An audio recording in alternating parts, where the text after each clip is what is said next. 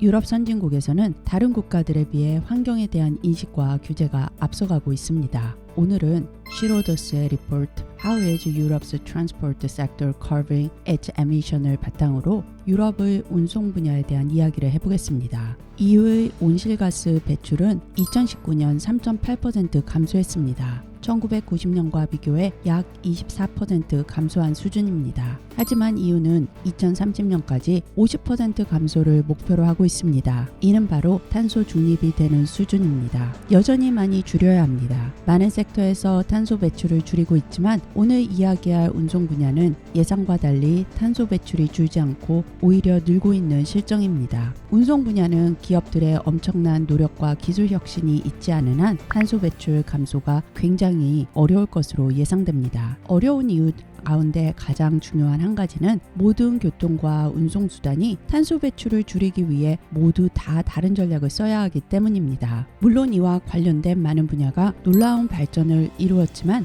아직 갈 길이 멀다 해도 과언이 아닙니다. 이에 투자자들은 2050년까지 짧은 시간 안에 일어날 변화에서 수익을 취할 수 있는 전략을 짜야만 합니다. EU에서는 자동차를 사용한 이동이 전체 이동의 70% 정도를 차지합니다. 이런 이유로 전기 자동차는 탄소를 줄이는데 가장 중요한 요소로 떠올랐습니다. 이에 폭스바겐 등 유럽의 주요 자동차 메이커들은 2030년까지 전체 판매의 70%를 전기 자동차로 한다는 목표를 세웠습니다. 다른 연료를 개발하는 회사도 있습니다. 예를 들면 네스테의 경우 재생 가능한 디젤을 생산하는데 이는 기존의 디젤에 비해 약 90% 정도 탄소 배출을 줄인다고 합니다. 또 다른 옵션은 수소입니다. 특히 트럭이나 버스 등 무게가 많이 나가는 자동차에 유용합니다. 현재는 수소 연료를 천연가스에서 만들어내기 때문에 탄소 배출이 많은 반면 재생 가능한 수소 연료는 부산물이 물이라고 합니다. 즉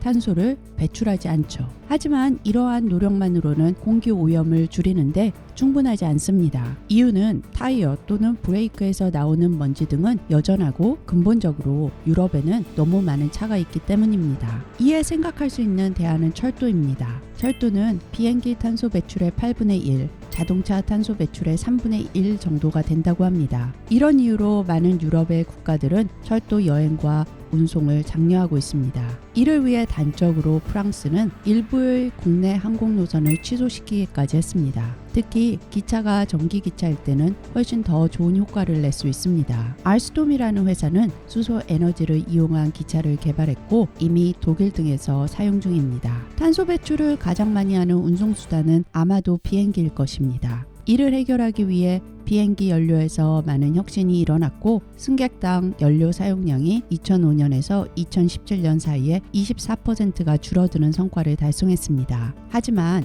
이러한 노력은 아쉽게도 늘어난 항공 교통량으로 모두 상쇄되어 버렸습니다. 비행기에서도 연료 혁신을 시도하고 있습니다. 앞서 언급한 네스테는 Sustainable Aviation Fuel SAF를 만드는데 이는 음식을 만드는 과정에서 나오는 폐 식용유와 동물성 지방 등을 활용한 친환경 연료입니다. 이렇게 만들어지는 연료는 전통적인 비행기 연료에 비해 80% 정도의 탄소 배출을 줄인다고 합니다. 그리고 이미 루프트한자와 KLM이 기존의 연료와 함께 사용하고 있습니다. 마지막 대상은 선박입니다. 선박은 세계의 물류 이동에서 가장 중요한 수단이라고 볼 수 있습니다. 유럽연합위원회는 재생에너지가 아닌 전통적인 에너지를 사용하는 선박에 대해 기존에 있던 세금 감면 혜택을 박탈할 예정이고 서스테이너블 퓨어를 쓰는 선박에 대해서는 세금 혜택을 줄 것이라고 합니다. 선박에서는 빠른 시간 내에 탄소 배출을 절감하는 에너지를 사용하는 운용은 보기는 쉽지 않으리라 예상되지만 이 분야에서도 끊임없는